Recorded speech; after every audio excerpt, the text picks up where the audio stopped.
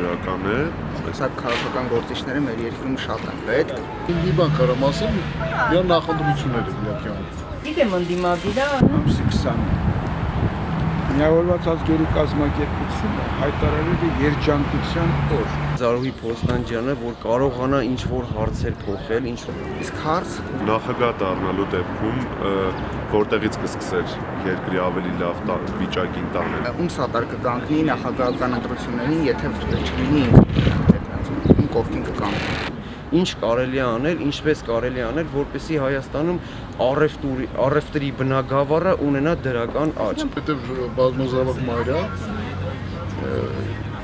իրան ուզում եմ պրոստը հարցրել ինչով ենք զբաղվում, ինչով է ազատ ժամանակ։ Որտեղից կսկսեր երկրի ավելի լավ վիճակին տանելու process-ը, գործընթացը։ Կուզենայի, որ Զարուհին երջանկության օրը երջանիկ լիներ։ Ես կարծում եմ առաջի հերթին մենք պետք է մի շարք օրենքներ ընդունենք, որոնք վերաբերվելու են մեր անցյալին եւ իհարկե որոնք միտված են լինելու դատական իշխանության կայացմանը, դատական համակարգի կայացմանը, որը մեր երկրի ողնաշարն է։ Ես կարծում եմ մեր հանրությունը եւ մեր ժողովուրդը ունի արժանի թեկնածուներ, եթե լինեն նպաստավոր պայմաններ, թեկնածուները իհարկե կան, եւ մենք ունենանք ընտրության հնարավորություն իրենց մեջից ընտրելու եւ ներկայացնելու լավագույնին։ Հավասար դաշտի ապահովում պետք է լինի, որը այս պահին չի գործում եւ իհարկե մոնոպոլիաների վերացում, որը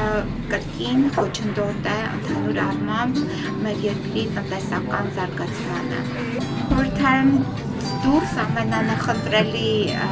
մարդիկ իմ ընտանիքի անդամներն են, ում հետ ես ցանկանում եմ անցկացնել իմ ազատ ժամանակը եւ երբեմն իհարկե այցելել ինչ-որ մի հետաքրքիր տեղ եւ իհարկե եթե կա հնարավորություն նաեւ բնության գրկում անցկացնել։